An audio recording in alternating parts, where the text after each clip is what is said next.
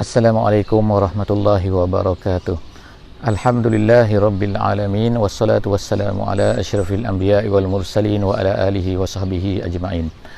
Bersyukur kepada Allah Subhanahu wa taala, pagi ini kita dapat bersama-sama dalam sesi Quran bersama Quran, tafsir secara ringkas daripada setiap muka surat Al-Quran. Alhamdulillah, pada pagi ini kita akan bersama-sama pada muka surat 459 insya-Allah daripada surah Az-Zumar. Daripada surah Az-Zumar ayat yang ke-6 sehingga ayat yang ke-10 insya-Allah. Jadi jangan lupa insya-Allah kepada sesiapa yang berkelapangan, siapa yang sesuai untuk membuka Al-Quran, membuka mushaf pada pagi ini, jangan lupa untuk membuka muka surat 459 insya-Allah. 459 daripada surah Az-Zumar ayat yang ke-6 sehingga ayat yang ke-10 insya-Allah. Jadi untuk memulakan sesi kita pada pagi ini, marilah kita mengambil keberkatan daripada ayat-ayat yang telah dijelaskan oleh Allah Subhanahu wa taala daripada muka surat 459 ini. A'udzubillahi minasyaitonirrajim. Bismillahirrahmanirrahim. Khalaqakum min nafsin wahidah, thumma ja'ala minha zawjaha wa anzala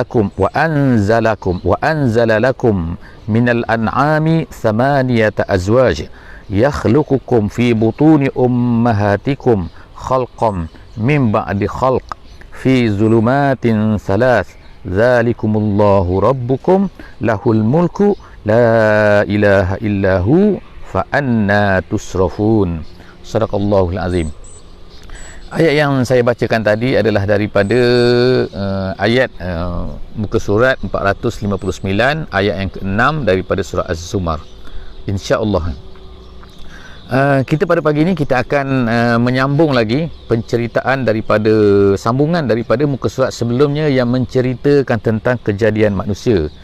Dan juga sebelum daripada ini Allah Ta'ala menceritakan tentang malam dan juga siang. Sekarang kita ni sedang beralih kepada siang, InsyaAllah baru sahaja melepasi malam. Dan kemudian Allah Ta'ala menceritakan bahawa dia telah menjalankan matahari dan juga bulan itu mengikut orbit-orbitnya, dan kedua-duanya tidak berlanggar di antara satu sama lain. Itu adalah di antara kehebatan penciptaan Allah Subhanahu wa taala. Pada pagi ini kita akan melihat pula bahawa Allah Subhanahu wa taala menyebutkan khalaqakum min nafsin wahidah, iaitu Allah Taala telah menciptakan kita ini semua daripada nafsin wahidah, daripada jiwa yang satu. Jiwa yang satu itu sependapatlah ulama mengatakan bahawa ianya adalah Adam alaihi salam. Jadi Allah Subhanahu wa taala menyebutkan bahawa di sini Adam ini khalaqakum, dia menciptakan kamu min nafsin wahidah thumma ja'ala minha zawjaha, kemudian dijadikan daripada. Jadi kita tengok di sini kan, yang pertama digunakan perkataan khalaqa dan kemudian yang kedua digunakan ja'ala. Kerana ulama-ulama tafsir kata, iaitu yang kedua tu ja'ala, iaitu ja'ala minha zawjaha, dijadikan daripadanya. Minha tu iaitu daripada nafsin wahidah tadi tu. Artinya iaitu Hawa lah di sini, iaitu Sayyidatina Hawa telah diciptakan oleh Allah Subhanahu wa taala, dijadikan, disebut dengan perkataan dijadikan. Dari kenapa? Kerana Adam tu memang penciptaan, kemudian Hawa ini dijadikan daripada Adam. Dijadikan daripada Adam, dan iaitu apa? Daripada tulang rusuk Nabi Adam alaihi salam. Jadi maknanya perempuan itu dijadikan daripada lelaki. Wa anzala lakum, dan seterusnya Allah Ta'ala telah menurunkan pula. Dah ciptakan kita, kemudian dia menurunkan. Disebut sini wa anzala. Kita dah sebut semalam, kita dah sebut kemarin dalam sesi sebelum ni, kepada sesiapa yang tak sempat mungkin bersama-sama dengan kita kemarin, maka dia boleh tengok dia boleh tengok apa? Dia boleh mendengar, insya-Allah mendengar semula kan rakaman kita semalam, iaitu apa? Ada perbezaan di antara anzala, nuzulun dan juga inzalun. Anzala, anzala, kemudian nuzulun dan kemudian tanzilun. Ada tiga perkataan yang Allah Subhanahu wa taala gunakan di dalam Al-Quran. Kadang-kadang digunakan tanzil. Jadi setiap satu perkataan tu ada perbezaan dia, perbezaan maknanya, iaitu tanzil makna apa, kemudian nuzulun makna apa, kemudian anzala makna apa. Yang kadang-kadang disebutkan apa ni, anzala lakum kan. Jadi sebagaimana dalam di sini disebut apa, wa anzala lakum, diturunkan kepada kamu minal an'ami, daripada ni. Jadi ulama-ulama bincanglah kenapa pula, adakah binatang ini diturunkan daripada langit? Tidak kan, kita lihat binatang ni dia berada di bawah kan, dia merayap ni, binatang ni. Jadi bagaimana pula dikatakan wa anzala? Jadi ulama-ulama ada beberapa penafsiran di sini, iaitu antara yang popular ialah apa, dia kata apa begini kan, kenapa disebutkan anzala? Kerana Allah Subhanahu Wa Taala yang semalam tu ialah kerana Allah Taala lah yang memberikan. Jadi bila anzala tu dilihat kepada munzil, bukan dilihat kepada munzal. Munzil tu ialah siapa yang memberi. Jadi bila siapa yang memberi, jadi ialah Allah Subhanahu Wa Taala yang memberikan binatang tu. Jadi oleh kerana itu disebut anzala. Itu pendapat yang pertama. Pendapat yang kedua mengatakan bahawa semua binatang-binatang ni yang ada ni ialah dia ni mereka ni kan minum daripada apa? Minum itu mereka ni boleh membesar, mereka ni boleh sihat, mereka boleh apa? Iaitu daripada air. Semua air daripada air. Kadang-kadang mereka ni makan rumput, tapi rumput tu tak akan tumbuh kalau tak ada air. Jadi ertinya di sini ialah air itu adalah satu benda yang penting. Dan air itu datang daripada mana? Di sinilah kata air itu datang daripada atas, datang daripada langit ni. Jadi oleh kerana itulah digunakan perkataan anzala di sini. Itu dua pendapat lah yang besar yang disebutkan oleh ulama tafsir kenapa digunakan perkataan anzala sini. Jadi anzala lakum minal an'ami. Allah Taala sebut al-an'ami sini, iaitu binatang-binatang ternak. Kenapa? Kerana binatang inilah yang menjadi makanan kesukaan manusia. Jadi di mana-mana pun atas dunia ni ialah mereka ni akan memakan al-an'am, kecuali lah yang diharamkan oleh Allah Subhanahu Wa Taala. Binatang berkaki empat juga, tapi diharamkan oleh Allah Ta'ala. Tapi ada manusia juga makan. Tapi yang al-an'am ni sebagaimana kita tengok, al-an'am ni lah apa? Maksudnya al-an'am ni ialah binatang yang berkaki empat yang menjadi ternakan kepada manusia. Jadi kita tengok kan, iaitu apa al-an'am ni? Ulama kata samaniyah sini, samaniyata azwajin, iaitu 8. Kemudian dia kata sini 8, kemudian azwaj itu berpasang-pasangan. Jadi maknanya 4 lah, iaitu jantan dan juga betina. Betul lah kan, kalau binatang ni ada satu jenis saja, jantan saja, dia tak akan lahirkan anak. Tapi oleh kerana dia ni jantan ada betina, dia tu sama ni, dia azwaj, maka dia ni. Jadi maknanya kesimpulan dia jadi 4. Jadi 4 tu apa? Ulama-ulama sebutlah, hampir semua ulama mengatakan bahawa 4 ini adalah, yang pertama ialah unta, yang kedua ni adalah lembu dan juga kerbau lah, of course kan, adik-beradik dia kan, lembu, dan yang ketiga ialah kambing, dan yang keempat adalah biri-biri. Jadi kita tengok atas dunia ni kan, manusia ni makan apa? Sama ada unta, daging unta kalau di negeri Arab lah, of course kan, kemudian kambing dan juga buffalo, minta maaf lembu dan juga kerbau. Itu yang kedua. Yang ketiganya adalah kambing, dan kemudian yang keempat adalah biri-biri. Kita tengok di Australia, kita tengok di New Zealand dan sebagainya, mereka menternak apa ataupun di Argentina ke ataupun di Brazil ke, mereka menternak lembu. Kalau di India contohnya kan, mereka menternak buffalo, kerbau dengan banyaknya kan, dan mengeksport lah kepada negara kita ni kan, iaitu daging-daging kerbau. Jadi artinya kat sinilah 4 jenis binatang ni Allah Taala sebutkan dalam Quran ni, iaitu samaniyat azwaj, 8 berpasang-pasangan. Kemudian yakhluqukum fi butuni ummahatikum. Itu tanda lagi kan kebesaran Allah Subhanahu Wa Taala, dia menciptakan kamu pula, iaitu menciptakan fi butuni ummahatikum, di dalam perut. Di dalam perut disebut sini perut lah kan, walaupun sebenarnya ialah rahim, tapi kita kata perut lah kan, di dalam perut apa? Perut ibu-ibu kamu.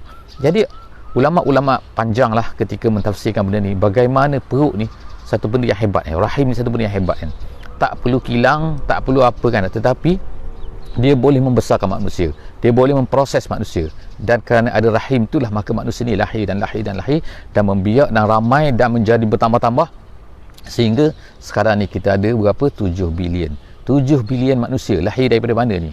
Lahir daripada, semua datang daripada rahim, tak ada datang daripada pasu bunga ke tepi ni kan, ataupun datang daripada pokok ke, daripada pokok buluh ke, jadi anak buluh betung ke, semua tu itu adalah cerita-cerita saja yang mengarut kan. Tapi semua manusia adalah datang daripada rahim seorang ibu. Jadi itu kehebatan Allah Subhanahu Wa Taala kan. Tak perlu kilang, tak perlu apa, tak perlu buat industri. Kalau kereta, kita nak keluarkan kereta berapa susah kan. Kita nak keluar satu jarum pun mesti kena ada kilang dia kan. Tak boleh buat macam-macam tu. Jadi Allah SWT hebat kan, menciptakan semua, hampir semua perempuan lah, kecuali yang tidak ada, tak ada anak kan, tak ada anak damai. Jadi semua tu melahirkan anak kan. Jadi Allah SWT sebut dan seterusnya kat sini ialah apa kan, dia menciptakan kamu ni daripada di dalam perut ibu kamu. Seterusnya ialah kemudian dikata apa kan, khalqan min ba'di khalqin fi zulumatin salas. Khalqan min ba'di khalqin, iaitu ciptaan selepas penciptaan. Apa itu? Bentuk selepas bentuk, iaitu dia berubah-ubah kan. Mula-mula minggu yang pertama seketul darah, kemudian menjadi ni, kemudian menjadi ada tulang, kemudian lahirnya datang daripada mana semua benda ni kan? Tulangnya, dagingnya, kemudian jantungnya ada, kemudian paru-parunya, semua tu lahir daripada rahim. Rahim tu membentuk Jadi bagaimana dia boleh terbentuk? Daging, tulang ni keras, daging ni lembut, kemudian ada sel, kemudian ada saluran, kemudian ada Masya Allah neuro, macam-macam dalam pada seorang manusia tu kan. Tapi semua tu lahir daripada perut ibu saja kan, kilangnya kecil saja kan. Jadi itulah tengok kan kehebatan Allah Subhanahu Wa Taala. Kemudian fi zulumatin salas, di dalam kegelapan yang tiga. Kegelapan tiga tu apa? Jadi ulama-ulama tafsir katakan iaitu kegelapan perut, kemudian ada rahim, kemudian dalam tu lagi kan. Jadi maknanya 3 lapis. Kemudian tu gelap mana? Gelap. Kita kalau satu lapis dinding pun dah gelap kan. Ini satu lapis. Sangat-sangat gelap. Zalikumullahu rabbukum. Jadi Allah Ta'ala nak ni lah, iaitu itulah sebenarnya Tuhan yang menciptakan kamu. Kemudian lahul mulku, bagi dia kita kata kerajaan, pemilikan. Jadi dalam bahasa Arab ni ada al-milku, pemilikan, ada al-mulku, kalau kita terjemahnya kerajaan, dan kemudian satu lagi al-malakutu, malakut. Jadi ulama seperti Syekh Sya'rawi, dia kata malakut ini ertinya adalah satu benda yang kita tak nampak. Jadi kalau orang Melayu lah cakap kata alam malakut, alam, satu alam yang mana kita tak nampak. Jadi malakut kepunyaan Allah, milku ni adalah milik Allah, dan al-mulku kerajaan, semua benda ni adalah milik Allah Subhanahu Wa Taala. Sebab itulah Allah Taala kata lahul mulku, bagi dia adalah kerajaan, maknanya pemilikan termasuk dalam tu, apa yang tak nampak pun termasuk dalam tu. Kemudian la ilaha illahu, sepatutnya pergi ke sini. Kalau dia tu adalah Rabb, yang tadi kan zalikumullahu rabbukum, dia adalah ar-Rabb, dia adalah al-mulku, dan yang ketiga ni ialah dia, sepatutnya dialah al-ilahu, sepatutnya dialah yang sepatutnya kita sembah, yang kita patut patuh, yang patut kita ikut. Jadi kita ada sini rabbukum, kita ada sini mulk, kemudian kita ada ilahun. Sebagaimana kul a'udzu birabbin nas kan, kul a'udzu rabbin nas, malikin nas, ilahin nas. Kita ada 3 situ kan, iaitu apa? Ar-Rabb, dan kemudian kita ada al-mulk, kemudian kita ada al-ilahu. Seterusnya fa anna tusrafun. Jadi hujung ayat ni Allah Taala kata, bagaimana kamu ni boleh tusrafun. Tusrafun artinya lah tansarifun. Tansarifun artinya kamu berpaling, kamu lari, kamu tak nak ikut, kamu lari daripada Allah Subhanahu Wa Taala. Ini satu benda yang tak logik yang sepatutnya kalau dah Allah macam ni, Allah macam ni, Allah kekuasaan macam ni, kenapa kamu lari daripada Allah? Kenapa kamu berpaling? Kamu bila Muhammad ini mengajak. Jadi seterusnya in takfuru, tapi Allah Taala kata in takfuru fa innallaha ghaniyyun ankum. Kalau kamu tak nak ikut juga, kalau kamu kufur juga, adakah Allah Subhanahu Wa Taala ni efek? Tidak. Inilah sebagaimana yang disebutkan di dalam hadis Nabi sallallahu alaihi wasallam kan. Satu hadis yang panjang, dalam hadis 40 yang disebutkan oleh, yang dibawa oleh Imam An-Nawawi, yang dikumpulkan oleh Imam Nawawi, dia letakkan hadis 40 tu, disebut ni lau anna awwalakum wa insakum wa jinnakum kan. Kalaulah awwalakum wa akhirakum, kalau kamu ni orang yang daripada awal dulu, yang hujung awal, kemudian yang hujung akhir, yang paling jahat, yang paling semua sekali lah, semua manusia kan. Ala apa dia kata? Ala atqa qalbi rajulin wahidin minkum, menjadi semua makhluk ini semua menjadi yang paling hebat sekali, menjadi hebat dari segi ketakwaannya. Siapa yang paling hebat ketakwaannya? Nabi Muhammad sallallahu alaihi wasallam, of course. Jadi kalau semua ni macam Nabi Muhammad sallallahu alaihi wasallam, adakah dia akan menambah? Allah Taala kata dia tidak menambah, tak menambah apa-apa pun pada kerajaan Allah Subhanahu Wa Taala. Tapi kalau sebaliknya, semua manusia ni kan, semua makhluk ni kan adalah sejahat-jahat. Siapa sejahat-jahat? Firaun lah kan, kita kata yang mengaku menjadi Tuhan tu. Jadi semua manusia macam tu, macam Firaun semua, adakah dia akan mengurangi kerajaan Allah, dia tidak akan mengurangi kerajaan Allah Subhanahu wa taala. Jadi sebab itulah Allah Taala ni dia bersifat dengan Al-Ghani. Al-Ghani ini maknanya kaya, tapi maksud yang lebih dalam lagi ialah apa? Kaya iaitu dia tak affected langsung pun dengan kebaikan hamba, dengan kejahatan hamba. Jadi kalau kita ni beriman, maka iman tu sebenarnya adalah untuk kita. Kalau kita ni bertakwa, takwa tu untuk kita, bukan untuk Allah Subhanahu wa taala. Jadi Allah Taala kata ghaniyun ankum, dia tak perlu pun kepada kamu. Kemudian wala yarda li ibadihi al-kufr, dia tak suka kita ni kufur. Memang mengikut ahli sunnah wal jamaah dia panggil al-iradah, kemudian satu lagi ar-ridha. Tapi dalam mazhab ahli sunnah wal jamaah yang mesti kita faham, saya mungkin tidak sempatlah nak ceritakan di sini apa, tapi dalam mazhab ahli sunnah wal jamaah dia kata ar-ridha, al-iradah ghairul ridha. Al-iradah ghairul ridha. Iradah lain yang kita sebutkan salah satu daripada sifat Allah ni apa ni, sifat 20, iaitu al-iradah. Jadi al-iradah, tapi Allah Taala tak redha. Kadang-kadang dia iradah macam ni tetapi dia tak redha. Jadi al-iradah ghairul ridha, iradah ni lain, ar-ridha tu lain. Jadi dalam ayat ni Allah Taala kata apa? Dia kata wala yarda li ibadihi al-kufr. Dia tak suka. Kemudian yang kita baca dalam doa kita kan, Allahumma inni nas'aluka apa ni, ar-ridha wal jannah, kita minta kepada Allah Subhanahu wa taala kan. Jadi itu maknanya kan ar-ridha wal jannah. Kalau kita tak dapat keredaan, maka kita tak akan masuk syurga.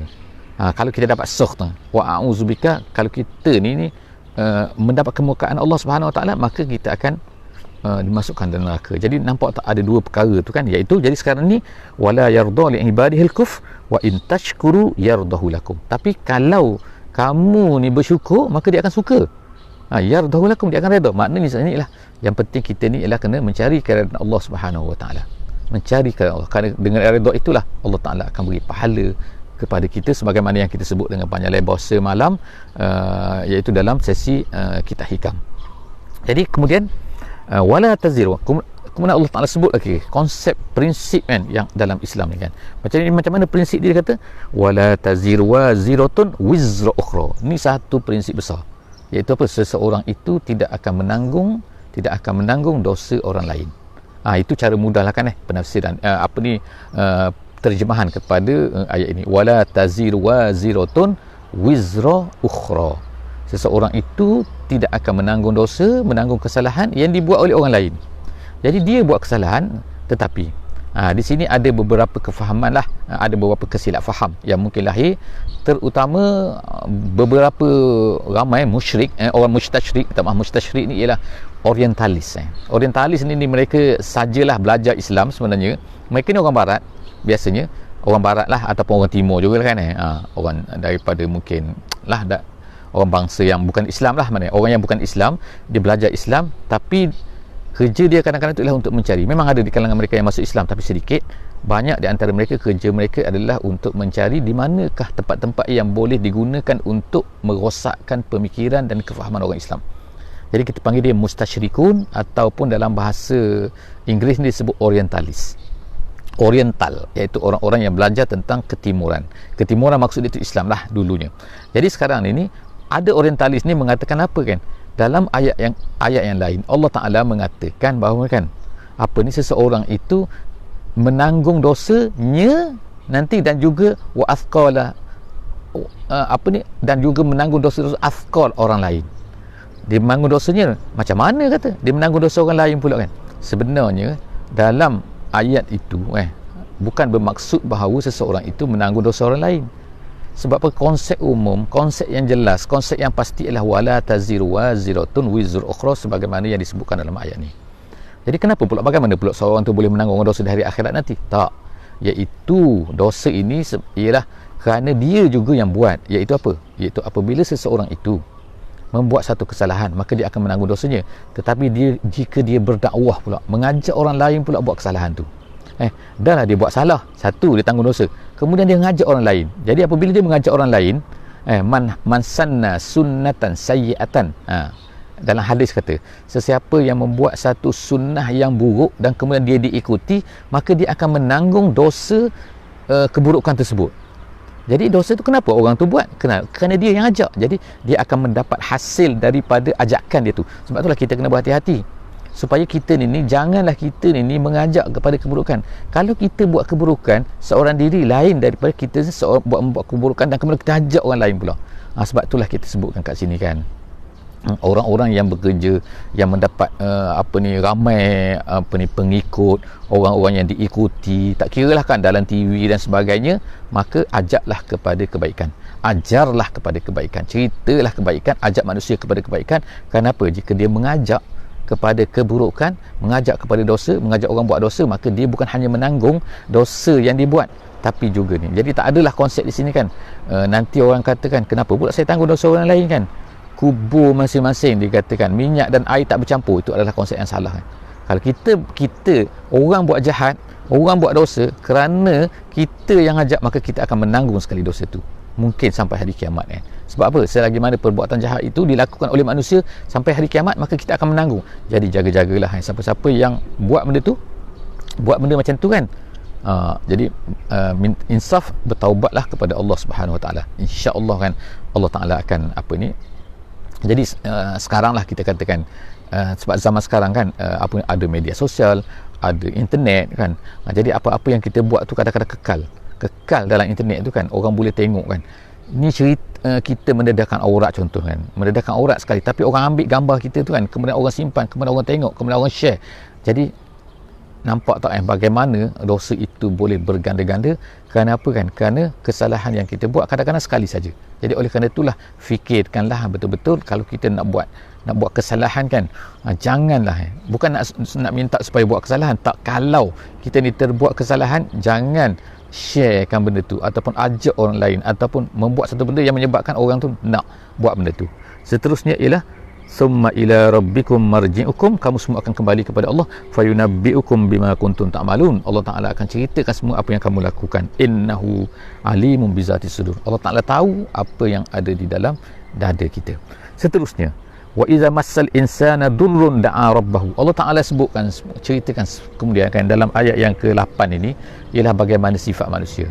Perkara ini disebutkan berkali-kali lah, iaitu manusia ni apabila ditimpa kesusahan. Durrun di sini kata ulama tafsir adalah al-faqru wal bala, sama ada kena kefakiran ataupun sana kena bala, dicuba oleh Allah Subhanahu Wa Taala, maka apa akan jadi? Disebutkan kat sini ialah da'a rabbahu muniban ilaih. Itulah sifat manusia.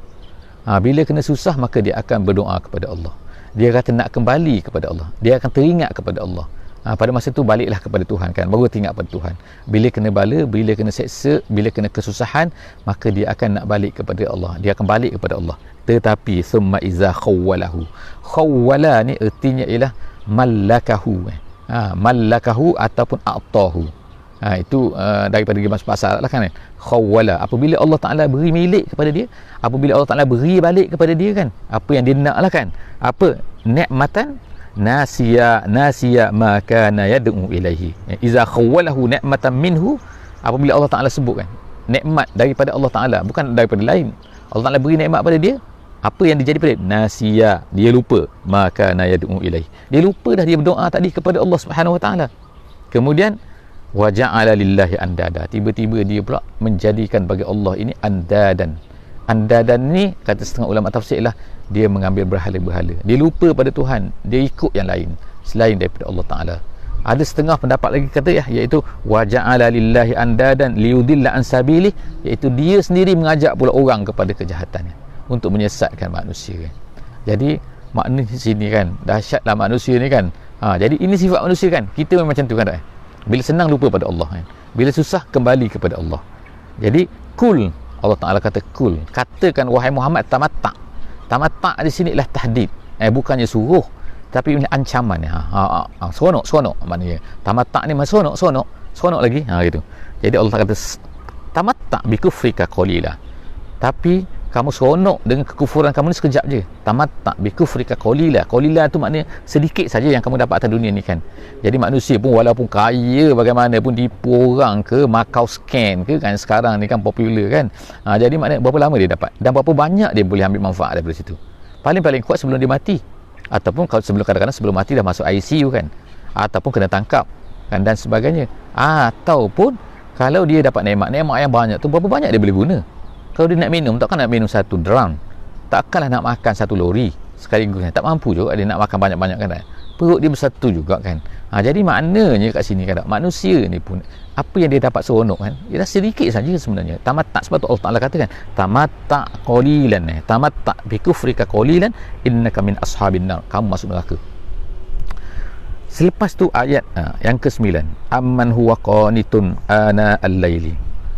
Allah Taala sekarang ni buat perumpamaan nak suruh kita ni fikir, nak beritahu kepada kita supaya cuba fikir. Fikir apa? Di antara dua orang orang yang tadi, orang yang berdoa kemudian lupa pada Tuhan kemudian jadi kufur selepas daripada tu, adakah sama dengan orang-orang yang ini? Orang ini apa ni? Iaitu amman huwa qanitun ana al-laili. Adakah sama dengan orang-orang yang qanitun ana al-laili? Qanitun ini ada empat makna dari segi bahasa Arabnya. Yang pertamanya ialah muti'un, orang-orang yang taat kepada Allah. Yang keduanya orang-orang khasyi', orang yang takut kepada Allah. Yang ketiganya ialah orang qa'im fi solah, orang yang menegakkan solat, mendirikan solat. Dan yang keempatnya adalah orang-orang ad-da'i li rabbih, iaitu yang mengajak kepada Tuhannya. Jadi empat-empat ini boleh dipakai. Empat-empat dipakai. Dikumpulkan oleh seorang ulama, Ibnu Mas'ud, seorang sahabat. Dia kata perkataan qanitun ini merangkumi empat-empat perkataan tu, empat-empat perkara tu. Jadi yang pertama tadi apa ni? Khasyi', yang kedua muti', yang ketiga qa'im fi solah, dan kemudian yang keempatnya adalah ad-da'i li rabbih. Jadi keempat-empat benda tu kalau kita nak pakai pun mana boleh. Jadi Allah Taala, adakah sama orang yang tadi tu, orang yang sesat, orang yang lupa pada Tuhan, ingat pada Tuhan masa miskin saja kemudian lupa pada apabila dah dapat harta, dah dapat kekayaan, dah dapat nikmat tu, adakah sama? Tak sama kan. Jadi Allah Subhanahu Wa Taala selepas daripada tu kan, Allah Taala sebutkan sifat mereka tu, ana al-laili. Apa maksud anak? Anak ni ada banyak penafsiran juga kan. Tapi penafsiran yang popularnya ada lebih kurang 4. Iaitu yang pertamanya dia kata ialah anak ni ertinya sepanjang. Sepanjang ni daripada awal sampai tengah sampai akhir. Itu anak. Anak al-laili maknanya sepanjang malam. Ada yang kata anak al-laili ni adalah maksudnya ialah ketika kegelapan malam. Dalam kegelapan malam maknanya tak ada orang nampak. Tak ada orang nampak. Dia bukan buat tu kerana orang lain. Yang ketiganya ialah jaufil laili. Jauh ni tengah-tengah malam. Tengah-tengah malam ni maknanya bukannya awal malam lah maknanya kan. Tapi ada pendapat yang keempat, dia kata ialah bila sebut ana al-laili artinya ialah bainal maghrib wal isya, di antara maghrib dan juga isya. Itu ada 4 pendapat. Jadi mana-mana kita boleh pakai, tapi maksudnya ialah malam lah sini kan. Jadi Allah SWT sebutkan ni memuji mereka ini, iaitu apa? Memuji orang-orang yang ana al-laili, mereka ni taat kepada Allah SWT, tak kira cerah, tak kira gelap, tak kira depan orang, tak kira belakang orang, dan sepanjang masa. Kemudian sajidan wa qa'iman, mereka dia ni sujud, dia ni berdiri untuk menegakkan solat. Yahzarul akhirah, dia takut pada akhirat. Wa yarju rahmat rabbih, dan dia mengharapkan kepada rahmat daripada Tuhannya. Kemudian Allah Taala sebut kul hal yastawil ladzina ya'lamun wal ladzina la ya'lamun. Jadi perkataan ini kata ulama'nya adalah kan, tiba-tiba datang muncul perkataan, adakah sama orang tahu dengan orang tak tahu? Jadi majoriti ulama tafsir mengatakan bahawa maksud ini ialah apa kan? Maksudnya ialah apa kan? Iaitu maksudnya Allah Taala nak bandingkan, nak bagi kita ni nampak kan, sama ke orang yang kafir tadi, orang yang kufur dengan Allah Taala, dengan orang-orang yang ana al-laili qanit tadi ni. Jadi nak bayangkan, nak bandingkan, nak bagi nampak kan, supaya nampak tak sama, takut ada orang kata sama je. Tak. Jadi Allah Taala bawa perumpamaan ini apa? Sama ke orang yang tahu dengan orang tak tahu? Walaupun adalah ulama-ulama, banyak ulama yang katakan bahawa ayat ini sebenarnya umum. Ayat ini umum, tapi oleh kerana dia terletak selepas daripada ayat yang nak bandingkan di antara orang qanit dengan orang-orang yang kufur, jadi dia kata ialah Allah Taala nak tunjukkan bahawa kalau kamu boleh nampak bahawa beza di antara orang tahu dengan orang tak tahu satu benda, maka macam itulah perbezaan di antara orang-orang yang qanit dengan orang qanitun dengan orang-orang yang kafirun tadi itu. Walaupun insya-Allah ayat ni boleh dipakai untuk menunjukkan kepada ketinggian ilmu. Tak sama maknanya orang beriman, sebab apa ayat Quran ni boleh di-apply mana-mana saja lah insya-Allah kan, dengan secara umumnya kan. Jadi walaupun, tetapi itu adalah penafsiran yang diberikan ulama kerana kedudukannya yang berkaitan dengan perbandingan tu. Jadi innama yatazakkaru ulul albab. Tengok kan dia datang lagi selepas itu yatazakkaru ulul albab. Jadi itu baru satu ayat kan. Ayat ni perbandingan, kemudian contoh perbandingan, cuba bayangkan di antara orang tahu, dan kemudian yang ketiga yang menguatkan lagi bahawa sebenarnya adalah contoh ini adalah untuk membandingkan, nak bagi nampak, supaya nampak, iaitu Allah Ta'ala kata hanya orang yang boleh faham mengambil pengajaran ni ialah orang yang ada ulul albab saja, iaitu orang yang mempunyai albab. Albab ni adalah pemikiran, orang yang boleh faham saja. Kemudian ayat yang terakhir, kul ya ibadil ladzina amanu ittaqu rabbakum lillazina ahsanu fi hadhihi dunya hasanah wa ardullahi wasi'ah innama yuwaffas sabiruna ajrahum bighairi hisab. Ayat yang terakhir adalah nak sebutkan, iaitu dikatakan oleh kebanyakan ulama ialah berkaitan dengan peristiwa hijrah ke Habasyah. Itu pendapat yang banyak di kalangan ulama mengatakan bahawa kan, iaitu apabila ayat ni turun, maka Allah Ta'ala sebutkan bahawa ardullahi wasi'ah. Walaupun makna ini adalah umum, iaitu ardullah sini ialah dunia, bumi Allah ini. Jadi ulama-ulama telah menceritakan bahawa ketika ayat ini turun, maka fahamlah iaitu Allah Ta'ala ni menyuruh kita ni berhijrah jika sekiranya kita berada di satu tempat yang tidak membolehkan kita ni nak beramal, nak berpegang dengan agama. Jadi akhirnya sahabat selepas daripada ayat ini turun, maka Nabi SAW berkata, pergilah ke Habasyah. Kerana Habasyah tu ialah ada raja yang adil, yang tidak akan menzalimi sesiapa pun. Jadi akhirnya sahabat ramailah pergi ke sana, lebih daripada 70 orang berpindah ke Habasyah dan stay di Habasyah tu, berada di Habasyah sehinggalah Nabi SAW berpindah berhijrah ke Madinatul Munawwarah. Selepas daripada itu barulah mereka mula kembali sedikit demi sedikit ke Al-Madinah. Jadi nak cerita ke sini ialah apa kan, bahawa ayat ini Allah Ta'ala puji, nak beritahu kepada orang beriman, wahai orang beriman, bertakwalah kamu kepada Tuhan kamu, bagi orang-orang lillazina ahsanu fi hazihi dunya hasanah, bagi orang-orang yang baik ini, bagi mereka di dunia ini pun mereka dapat kebaikan. Jadi Allah Ta'ala akan beri kebaikan. Apa maksud kebaikan situ? Nama yang harum, mereka ni akan dapat kemenangan, selepas itu mereka akan dapat, maknanya anugerah-anugerah yang Allah Ta'ala mungkin berikan kepada orang-orang yang beriman semasa mereka di atas dunia lagi. Di akhirat of course mereka akan dapat syurga, tapi di dunia lagi kemungkinan mereka akan dapat dikurniakan oleh Allah Ta'ala dengan hasanah tadi. Kemudian wa ardullahi wasi'ah, sebagaimana kita sebut tadi. Kemudian di akhirnya innama yuwaffas sabiruna ajrahum bighairi hisab. Sebahagian ulama mengatakan as-sabir kat sini ialah maksudnya as-saim.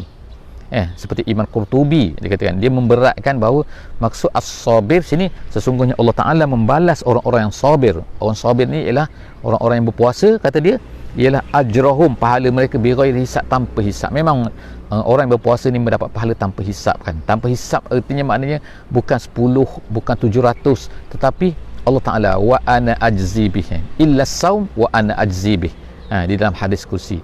Jadi kan, kecuali puasa, Allah Ta'ala kata aku akan membalasnya. Maknanya malaikat pun tulis puasa saja, tapi pahala dia banyak mana tak tahu. Pahala dia berganda-ganda Allah Ta'ala nak berikan kepada orang. Sebab apa? Core kepada puasa adalah sabar. Core kepada puasa adalah sabar. Core kepada solat adalah az-zikru, zikrullah kan. Wa aqimis solata li zikri. Tapi kalau puasa, as-sabir. Sebab itulah kesabaran tu penting kan. Jadi kesabaran. Tapi ulama-ulama lain ada mengatakan juga, iaitu kan bukan maknanya untuk puasa saja. Ayat ini adalah general, iaitu untuk orang yang sabar. Orang yang sabar dia akan dapat pahala ni. Setakat itu sajalah untuk pagi ni. Terpanjang sikit, minta maaf. 35 minit. Aku lu qauli hadza wa astaghfirullahal azim li wa lakum. Jadi pagi esok hari Sabtu, pagi esok hari Ahad, hari ini hari Sabtu 10 hari bulan Oktober. Jadi esok 11 hari bulan Oktober kita tak ada tafsir ni, sesi tafsir ni kita akan ada sesi bacaan hadis daripada hadis Riyadhus Salihin, tapi lebih awal iaitu pada pukul 5.30 pagi sehingga pukul 6.10 minit, insya-Allah. Setakat itu saja. Insya-Allah jumpa lagi pada hari untuk tafsir. Insya-Allah jumpa lagi pada hari Isnin, insya-Allah. Subhanakallahumma wa bihamdik, nashhadu an la ilaha illa anta, nastaghfiruka wa natubu ilaik. Bismillahirrahmanirrahim. Wal 'asri innal insana lafi khusr illa allazina amanu wa 'amilus solihat wa tawasaw bil haqqi wa tawasaw bis sabr. Wassalamu alaikum warahmatullahi wabarakatuh.